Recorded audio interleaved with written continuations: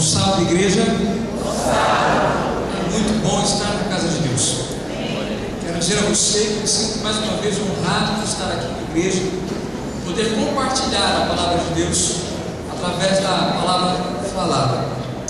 Antes de começarmos a estudar a palavra de Deus nesta manhã, eu quero ressaltar que a oferta doada dos irmãos foi o valor de R$764. Amém? Louvado seja Deus. Os irmãos continuem sendo ofertantes à causa de Deus. Para começarmos nosso estudo, antes disso, eu tenho mais um recado. Eu quero agradecer a visita do irmão Luiz Henrique. É a primeira vez hoje que ele está vindo à igreja, conheceu a igreja pela primeira novo tempo. Eu não sei quem é o irmão, mas eu gostaria que você acenasse para mim, que eu pudesse conhecê-lo. Que Deus possa te abençoar, que você se sinta bem na casa de Deus. Amém? Amém. A tarefa da pregação é confortar os perturbados e perturbar os confortados. Você possa entender essa frase. A tarefa da pregação é confortar os perturbados e perturbar os confortados. Abra sua Bíblia, o livro de 2 Coríntios,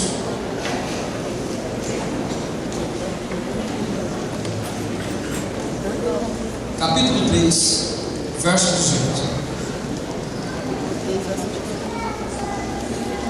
Livro de 2 Coríntios, capítulo 3, verso 18. O tema desta manhã é diante de Deus.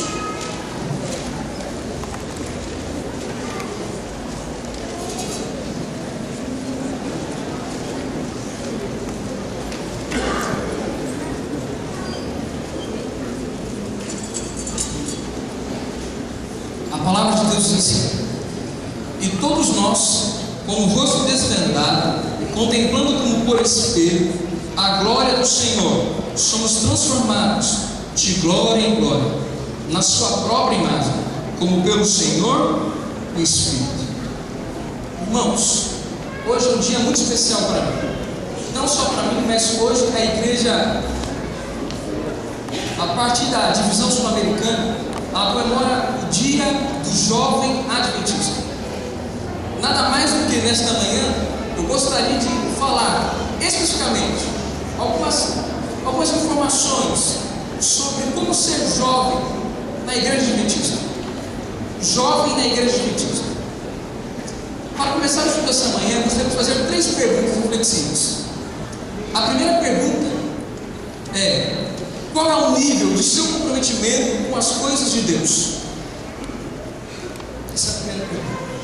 A segunda pergunta: qual nota você daria para a sua espiritualidade? Fique pensando aí sobre isso, medite. E a outra pergunta, muito importante: você se sente salvo? Vou repetir: qual é o nível de seu comprometimento com as coisas de Deus? A segunda pergunta: qual nota você daria para a sua espiritualidade? E a terceira pergunta: você se sente salvo? Paulo, quando escreve esta carta, 2 Coríntios, ele relembra algumas coisas muito importantes nessa carta. Ele relembra algo muito interessante. A Bíblia nos conta no capítulo 13 de que Moisés estava indo diante de Deus. Se vocês lembrarem um pouco do capítulo de Êxodo 34, você vai lembrar que Moisés sobe para estar diante de Deus. E ele fica lá algum tempo. E ele recebe as tábuas da lei do Senhor. Mas é interessante que depois que ele sai daquele monte Sinai, ele sai refletindo a glória de Deus. Paulo está lembrando a igreja de Corinto a experiência de Moisés. E agora ele começa a se atentar a alguma coisa. E ele começa explicando os seguintes termos: como eu devo estar diante de Deus? Qual é a minha atitude como cristão, como filho de Deus, como jovem adventista, estar diante de Deus? E é sobre isso que eu queria falar com você. Só que eu vou pedir um favor à igreja: mantenha a sua Bíblia aberta em 2 Coríntios 3, verso 18. É o único texto que nós vamos estudar essa manhã. 2 Coríntios 3, verso 18. Eu quero chamar a atenção a primeira parte do verso. Diz assim: e todos nós, com o rosto, vamos lá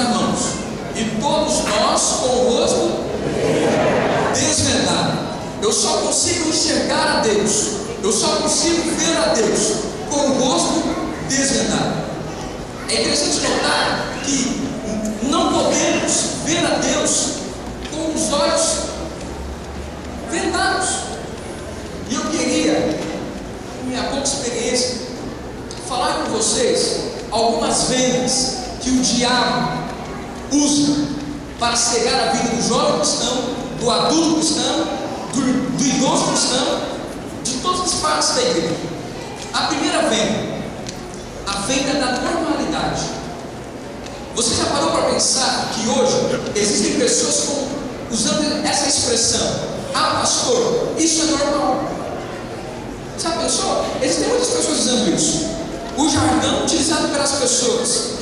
Algumas pessoas acham que o sinônimo de pecado é normalidade, normal. Por exemplo, eu vou dar exemplos aqui. Alguns jovens na igreja, infelizmente isso tem acontecido na igreja, acham que o pecado, o sexo, antes do casamento é normal. Você vai falar com ele, vai explicar sobre a Bíblia, o que a Bíblia diz, aí ele fala: mas pastor, isso é normal? Quer ver outra coisa? E aí eu vou falar um pouquinho mais calmo. O uso exagerado de maquiagem é normal para alguns, sabia? Para algumas, né? É normal. O pastor vai falar: ah, mas pastor, é normal. Quer ver outra coisa? Roupas extravagantes, ouvir músicas do mundo, como por exemplo, rock, funk, sertanejo. As pessoas não conseguem enxergar a Deus porque estão tapadas pela venda da normalidade. Tudo é normal. Na igreja, algumas coisas é normal. O pastor vai falar, é normal. O ancião vai falar, é normal. Tudo é normal. Outro exemplo: alguns cristãos, jovens, assistem filmes com palavrões, músicas com palavras indecentes, mas tudo é normal. Essa tem sido uma estratégia do inimigo, mas a Bíblia diz algo interessante para isso: ai dos que ao mal chamam bem, e ao bem chamam mal, que fazem da escuridade luz, e da luz escuridade, põe o amargo por doce e o doce por amargo. A venda da normalidade já existe há muito tempo. Lá no tempo de Isaías já existia, mas a Bíblia fala: ai para esses que acham que o pecado é normal. Quer ver outra venda que existe na igreja? A venda da indiferença. Existem muitos jovens na igreja, muitas pessoas na igreja, que quando o pastor fala sobre cargos, sai correndo. Hoje as pessoas não querem mais compromisso com a igreja, não querem mais responsabilidade com a igreja. As pessoas se contentam em vir à igreja, assistir o culto, assistir o sermão e tá bom, acabou. A venda da indiferença. As pessoas não querem ter compromisso com Deus. Alguns dizem: pastor, eu não estou nem aí. Eu volto a perguntar: qual tem sido o seu nível de comprometimento com a igreja de Deus? Qual tem sido o seu nível de comprometimento com as coisas de Deus, com o trabalho de Deus? Abra sua Bíblia, no livro de Oséias, capítulo 6, verso 3. Oséias, capítulo 6, versículo 3.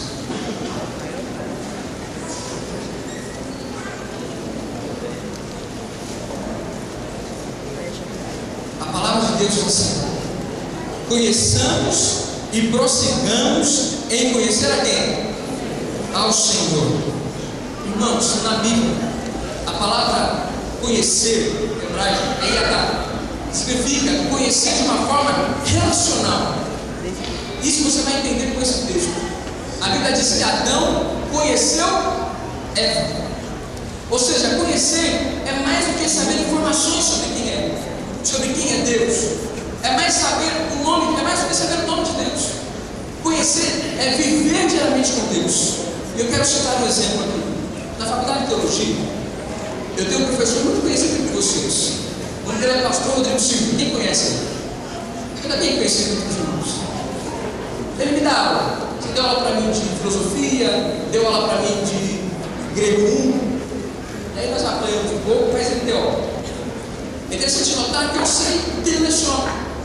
Eu conheço ele. conheço a sua esposa, conheço a sua vida, o que ele faz. Mas sabe quem realmente conhece ele? A esposa dele. Sabe por quê? Porque ela vive diariamente com ele. Sabe? Não importa você saber o nome de Deus, não importa você saber o que Deus ensina na sua palavra, não importa. Sabe por que não importa? Porque não é importante apenas saber o que Deus quer de você. É necessário você saber e precisar reconhecer a necessidade de viver com Deus, de viver uma vida íntima com Deus. Por isso que o apelo de Oséias é: conheçamos e prossigamos em conhecer a quem? A Deus. Irmãos, jovens, precisamos ser comprometidos com as coisas de Deus. Sabe, você precisa literalmente aprender a trabalhar para Deus. Isso é importante, irmãos. Nós temos que entender isso. Mas esta é apenas uma venda, a venda da indiferença. E a última venda que eu quero falar com vocês é a venda da curiosidade. Existem pessoas curiosas, não é mesmo? Várias pessoas são curiosas. Eu sou curioso também. Não é pecado ser curioso. Eu gosto de saber as informações. Isso não é sinônimo de fofoca, irmãos. Não sou fofoqueiro, sou curioso. A curiosidade é algo muito importante.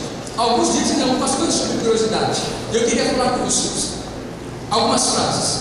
A curiosidade atrai o leigo e o torna perigo. É verdade? Sim ou não?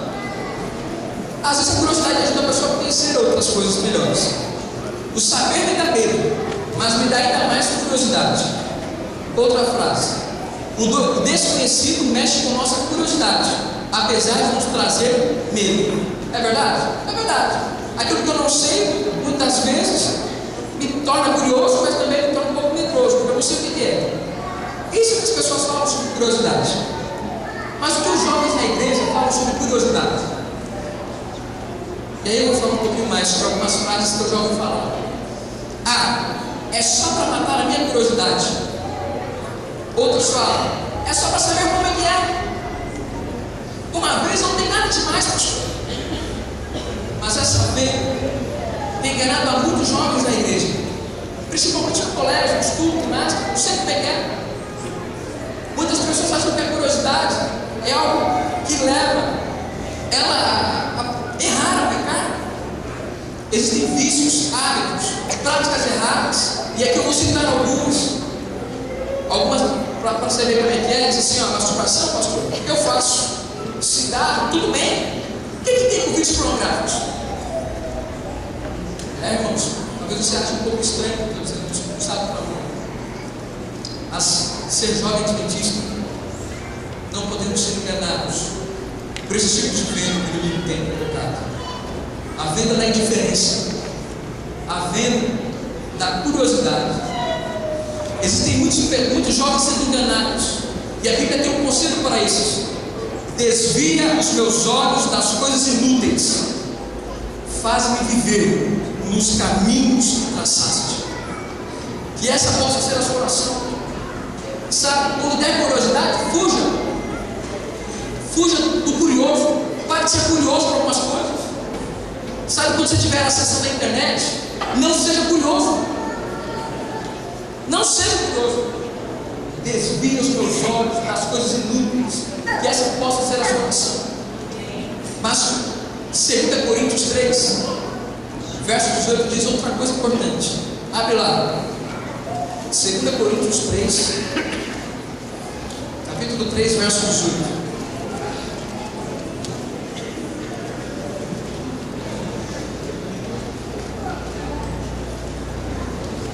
E todos nós, com o rosto desvendado, já falando das vendas, contemplando. Presta atenção. Eu tiro as vendas e agora o que eu faço? Contemplo. É isso que Paulo está dizendo para a igreja de Corinto. Tira as vendas, agora você vai contemplar a Deus. E aí eu coloquei algumas coisas: aonde nós podemos encontrar Deus, aonde nós podemos contemplar a Deus. E a primeira parte que eu quero falar é contemplando a Deus diante da Bíblia. Muitos jovens na igreja afirmam: pastor, eu priorizo a Bíblia. Mas a minha pergunta: será mesmo? algumas perguntas para incomodar vocês. Também me incomodam. Quanto tempo você lê a Bíblia? Esse tempo é maior ou menor do que o tempo que você passa na frente de um filme, jogando bola, ou para as meninas, na frente de um espelho? Quando você lê a Bíblia, qual é o seu sentimento? Desprezo? Acha algo chato, impossível de entender? Será que é isso que nós vemos a Bíblia? Sentimos? Sabe por que achamos isso? Porque não conhecemos muito bem o Deus que está descrito nela. Abra sua Bíblia em João, capítulo 5, verso 39. É um verso muito conhecido. João, capítulo 5, verso 39.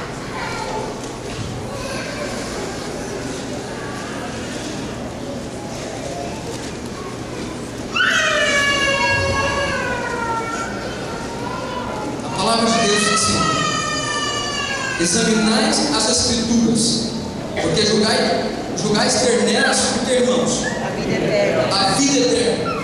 E são elas mesmas que testificam de mim. Dois privilégios que nós temos ao estudar a palavra de Deus. Primeiro privilégio, vida eterna. Não haverá nenhum outro livro, Nicolas Sparks, leia, vai, 50.5, revista super interessante, veja, agenda, sites. Não há lugar nenhum que você encontrará vida eterna. Não há. É somente na Bíblia, na palavra de Deus. A segunda característica da Bíblia, ela fala de Jesus. A Bíblia é o único livro que sabemos quem realmente Jesus é, o que Ele fez por nós e o que fará por nós. É somente na palavra de Deus. Mas quanto tempo eu tenho gasto com a Bíblia? Quanto tempo eu tenho gastado na minha meditação pessoal? Quanto tempo? Pare de ler livros que não vão aumentar a sua fé. Eu nem vou falar sobre o filho do Espírito e Profecia. Tem jovem que lê 700 páginas de um livro, mas não lê uma página na Bíblia do Espírito e Profecia. Eu quero contar uma história, e essa história é interessante. Mary Jones, em português bem falado, Mary Jones. Essa menina nasceu em 1785. E a história nos conta que o pai dela, ela sofreu de asma. Só que eles eram cristãos. E eles iam à igreja todas as noites, todos os domingos, todos os sábados. E a história nos conta que esta menina, ela acompanhava a sua mãe. Porque seu pai estava doente, não podia acompanhar. Então ela ia todos os cultos com sua mãe. Só que o grande sonho daquela menina era ter uma Bíblia. Ela sonhava, imaginava como seria ter a palavra de Deus, como seria segurar a palavra de Deus. Só que naquela época, irmãos, ter uma Bíblia não é 50, 30, 5 reais. Naquela época, em 1785, ter uma Bíblia custava 7,5 shillings traduzidos. Para você ter um shilling, você teria que trabalhar um ano inteiro. E aí você juntaria um shilling. Então, para você ter a Bíblia, você teria que trabalhar mais ou menos 6, 7 anos para comprar a sua Bíblia. Não gastando dinheiro. Só para você ter ideia de que era o valor da Bíblia. Mas a história nos conta que Mary Jones, ela tinha esse sonho de ter a palavra de Deus em casa. Só que ela tinha um problema. Ela tinha 6, 5 anos, não sabia ler, e era muito caro, ela era pobre. O que ela fez? Thomas Charles, um pastor, criou uma escola perto da casa dela, 3 quilômetros da casa dela. E ela começou a frequentar essa escola e aprendeu a ler. Agora estava fácil, não é mesmo? Já estava sabendo ler. Mas ainda a vida era muito cara. Então o que ela fez? Todos os sábados à tarde, ela ia em direção à casa de uma senhora e lia a palavra de Deus todas as tardes, todos os sábados. A história nos conta que Mary Jones começou a trabalhar. Então ela carpinava, ela chegava, começava a trabalhar, costurava. O que mais que ela fazia? Ela ajudava as pessoas a carregarem as compras. Tudo que ela podia fazer para ter essa vida, ela fazia. Depois de 6 anos, Mary Jones junta todo o dinheiro e fala assim: agora pronto, eu tenho meu dinheiro para comprar essa tão sonhada. Só que tem um problema. Além disso, ela morava no país de Gales. E demorava aproximadamente 40 quilômetros para chegar à editora onde ela compraria. Quase impossível, né, irmãos? Ela vai. E ela pega, seus pais permitem que ela saia. Ela chega a uma cidade de Bala. E ela vai conversar com o pastor. Pastor Thomas Chaves. Pastor, eu quero comprar a minha Bíblia. O pastor olhou para ela e viu que a mão dela estava toda calejada. As roupas dela, pobres, humildes. O pastor falou, com certeza ela vai querer pedir emprego. Mas aí ele perguntou, você tem dinheiro? Ela falou, sim, pastor, eu tenho esse dinheiro. E ela disse, não tem problema, porque eu só tenho 3 volumes. 3 volumes. E esses 3 volumes que eu tenho já está encomendado. Ou seja, a editora não vai mais fazer nenhuma Bíblia. Ela olhou para a cara do pastor, depois de 6 anos trabalhando, juntando dinheiro, fazendo um monte de coisas, ela começa a chorar. E ela chora compulsivamente, chora. E aí o pastor fala, mas você conhece alguma coisa da Bíblia? Ela está chorando tanto assim. E ela começa a citar textos e textos da Bíblia, capítulos e capítulos da Bíblia. O pastor, comovido com aquela situação, olhou para ela e falou assim, e outro fim sem Bíblia, mas você vai segue a sua Bíblia. E aí ela traz a Bíblia. E aqueles 40 quilômetros que ela demorou muito tempo para chegar, parecia curto. Imagina a alegria daquela menina com a Bíblia na mão. Ela chega em casa, imagina a cena. Ela fala para os pais a cena, a história, conta a história. E pela primeira vez, ela pôde ler a Bíblia. Ela leu só 150 e agradece a Deus, porque ela poderia agora ter a sua Bíblia e ler. Essa história nos promove do amor que as pessoas devem ter por ela. Por causa daquela menina, no país que ela estava, foi formada a primeira sociedade bíblica estrangeira. O pastor saiu daquela cena e falou assim, ó, a partir de hoje as pessoas vão ter a sua Bíblia. Aquela história me chama a atenção porque o amor que uma pessoa, que uma jovem tem com uma Bíblia. Sabe, irmãos, dê mais amor à sua Bíblia. Dê mais amor ao estudo da lição. Essa tem sido uma das maneiras em que Deus tem falado com a sua igreja. Não tem diante da oração. Muitas vezes percebi como é difícil para o cristão, e aqui quero pedir todos nós orar. Oramos 10 a 15 minutos e ainda sentimos salvos, não é mesmo? Você ora 10, 15 minutos, fala assim, orei bastante. Quanto tempo você orou? 10 minutos. Não é bom. Eu nunca falo, só vai meu amigo, chama ele mais de irmão, meu amigo. Mas toda vez que eu falo com ele, é mais do que 10, 15 minutos. Vou perguntar como está ele, a faculdade, a família, tal, depois perguntar, já passou 15 minutos. É rápido a conversa. Mas para Deus, quando eu ajoelho, quando eu vou orar, parece que não sai nada. Por que será, irmãos? A oração, a irmã White diz que a oração é a respiração da alma. Ela diz ainda algumas coisas muito interessantes. Ela fala, é o segredo do poder espiritual. Nenhum outro meio de graça pode substituir. E a saúde da alma ser conservada. Ela termina dizendo, a oração põe a alma imediata com a fonte da vida e fortalece os nervos e músculos da vida religiosa. Você consegue viver sem respirar? Quanto tempo você passaria sem respirar? 5 minutos? 3? 2? Mas por que muitas vezes nós queremos viver sem respirar? Como moribundos na fé. Tem muitos moribundos na fé. Pessoas que estão vivas apenas por fora, mas que estão mortas porque não respiram, porque não oram, porque não leem a Bíblia. Mas eu quero falar sobre contemplar a Deus no aspecto do louvor. Abra sua Bíblia em Salmos.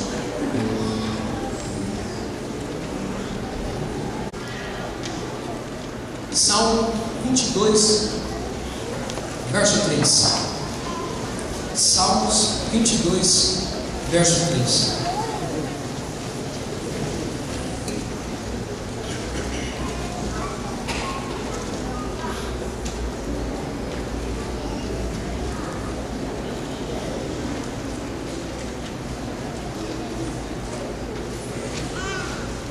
Diz assim: contudo, tu és santo, entronizado entre os louvores de Israel. Outra tradução diz assim: Deus habita nos louvores. Você contempla a Deus diante da Bíblia, diante da oração, e agora a última parte, diante dos louvores. Muito daquilo que cantamos, podemos conhecer quem Deus é, mas muitas vezes trocamos hinos maravilhosos do nosso cenário, com melodias baratas, chulas, que escrevem sobre traição, sexo, drogas, prostituição, romance e pop. Eu separei apenas uma estrofe sobre a música de um famoso que vocês conhecem, Luan Santana, Sogrão Caprichoso. Presta atenção nessa música. No espelho do quarto, prepara o arsenal. Verde vermelho, estou passando mal. Ela dança envolvente, mexendo a cintura. Mané, quando olha, derrapa na curva. Faz cair de santo. Despede do pai. Volto cedo, juro, sogrão, eu cuido. Ele nem imagina que a filha é capaz. Tem que ser censurado. Eu nem vou falar. Hinos como que cantamos, eu não escolhi sim por qualquer motivo. Como o nosso hino do nosso cenário 31 diz assim: sublime amor, o amor de Deus, que a lira não traduzirá, maior que o mar, maior que o céu, jamais alguém compreenderá. Ao pecador em aflição, seu filho Deus entregou, ao sofredor deu ele a mão, e as culpas lhe perdoou. O engraçado é que eu nunca ouço hinos de louvor como esse em alguns celulares. Se eu pegasse o seu celular, João, o que seria? O que eu ouvi?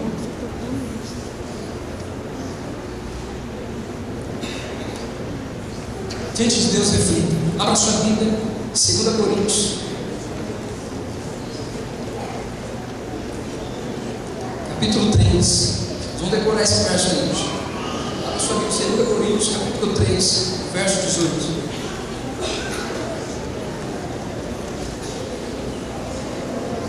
E todos nós, com o rosto desvendado, contemplando como por espelho. A palavra grega, contemplando, significa catoptrizo menor. Vamos repetir? Não vamos repetir. Esta palavra significa duas coisas: contemplar e refletir. Eu só contemplo a Deus. Imagina Santo de Paulo, ele contempla a Deus, e depois que ele contempla, ele passa o quê? Refletir a Deus. Então a primeira coisa que nós estudamos foi tirar as vendas. Eu só consigo ver a Deus quando eu tiro as vendas. O segundo passo é contemplar a Deus. E é o que eu contemplo? Diante da Bíblia. Vamos lá, irmãos. Diante da Bíblia, da oração, dos louvores. Mas agora Paulo fala sobre refletir a Deus. A ideia de Paulo é falar assim: você agora contempla a Deus, olha para Deus, só que depois que você olhar a Deus, contemplar a Deus, estudar a palavra de Deus, você vai refletir a Deus. Essa é a ideia de Paulo. Irmãos, refletir a Deus. Você tem refletido o caráter de Deus na sua vida? Você tem mostrado quem Deus é, literalmente? As pessoas podem ver em você a face de Deus? Salmo 145, verso 4 diz assim: uma geração louvará a outra geração as tuas obras e anunciará os teus poderosos feitos. Você tem anunciado quem Deus é? Eu trouxe um espelho e eu quero usar a ilustração desse espelho. É pequeno. Geralmente nós temos espelho grudado na parede, né? Eu só tinha esse aqui. Quem deu ele? É da minha irmã. Esse espelho aqui, duas características que eu quero ressaltar no espelho. Quer ver? Vou usar o pinto. Vem aqui. Vem aqui, sabe? Fica do meu lado. Eu vou mostrar. Vê se você muda aquilo que você disse. Está mudando? Você é o mesmo jeito? É o mesmo jeito? Vamos ver. Continua a mesma coisa? Continua, né? Não está nem mais gordo, nem mais magro. Não perdeu o cabelo, não? Então tá bom. Vê se diminui a barriga um pouco aí. Tá vendo aí? Tá a mesma coisa? A mesma coisa. Obrigado. Me perdoa. Deixa eu ver isso. O espelho é fiel. Sabia disso? Ele só reflete o que você mostra para ele. É isso que ele é. Ele é fiel. Eu chego no espelho e se eu estou barbudo, naquela barba grande, eu vou olhar para a barba grande. O espelho não vai tirar minha barba. Vamos brincar comigo. Eu sou pequeno, mas 1,5 m. Aí eu chego no espelho, olho para ele, me sinto grande. Não é verdade isso aí? Não, o espelho é fiel. Sabe que isso quer me dizer alguma coisa? Eu só reflito o que eu sou. Sabe, as pessoas só veem em mim aquilo que literalmente eu sou. Se eu não leio a Bíblia, se eu não oro, se eu não adoro a Deus nos louvores, eu posso refletir um cristão consagrado a Deus? Eu posso, irmãos. As pessoas, quando olharem para nós, elas precisam enxergar quem Deus é. Mas quando muitas pessoas são vistas pelas ruas, as pessoas não têm refletido o caráter de Deus. E infelizmente envergonham o nome deste evangelho. Pelo amor de Deus, se você não reflete o caráter de Deus, não diga que você é adventista. Não diga. Não faça que esse evangelho seja barato, porque existem pessoas que deram a vida para esse evangelho. Irmãos, a segunda característica do espelho. Quando olha para esse espelho, ele nunca fala: olha, Lucas, como eu sou. Toda vez que você olha para o espelho, quem você vê? Você vê você próprio. O espelho nunca está dizendo: olha eu aqui, tá, tu vê. O espelho fala isso quando você olha para o espelho? Não, a não ser aquele espelho da presidente, né? Ele fala muito, mas não é isso que eu estou dizendo. O espelho, ele literalmente mostra a glória simples do outro. Ele mostra a imagem do homem. Sabe o que isso me ensina? O cristão nunca faz as coisas de Deus para mostrar a sua glória. Tem muito cristão que ajuda no sábado inteiro. E aí eu quero dizer que ajuda os pobres. E aí doa para a igreja, dá o dízimo. Aí chega se achando: pastor, o que aconteceu, irmão? Dei o dízimo, ajudei, fiz uma coisa e tal. Esse espelho aí tem que quebrar ele. Sabe por quê? Porque o espelho reflete a glória de alguém. Ele nunca reflete sua glória. João Batista, ele tem uma frase muito interessante. Ele diz assim que diminua eu, mas que o Senhor cresça. A glória de Deus, irmãos. Para de fazer as coisas para a glória sua. Eu fiz, eu acho que mereço isso, eu mereço aquilo. Pastor, tantos anos na igreja. Irmãos, tem espelhos hoje que precisam ser quebrados. Que Deus possa fazer um novo espelho para você refletir a glória de Deus, para que a glória não seja sua, mas de Deus. Amém. Paulo é magnífico, irmãos. Apenas um verso, ele ensina muitas coisas. Mas a última coisa que nós vamos estudar nesta manhã está nos passos finais desse verso de 2 Coríntios, capítulo 3, verso 18. Vou ler novamente tudo e depois do batismo nós queremos estudar. E todos nós, vamos ler juntos? Com o rosto desvendado, fazendo o quê? Contemplando, como por espelho, a glória do Senhor. Somos transformados de glória em glória, na sua própria imagem, como pelo Senhor, o Espírito. Reflita o que Deus faz por você. E agora a segunda parte: reflita o Deus que habita em você. Paulo está dizendo: mostre para as pessoas que você tem o Espírito Santo, o Espírito do Senhor. Mostre para as pessoas o Deus que literalmente habita em você. A Bíblia diz assim: porque assim diz o alto sublime, que habita na eternidade, o qual tem o nome de santo. Habito no alto e santo lugar, mas habito também com o coração contrito e abatido de espírito, para vivificar o espírito dos abatidos e vivificar o coração dos contritos. Irmãos, nós precisamos mostrar quem Deus é. Se alguém te perguntar onde o seu Deus habita, Diga para ele assim: Deus habita em mim. Está ouvindo, irmãos?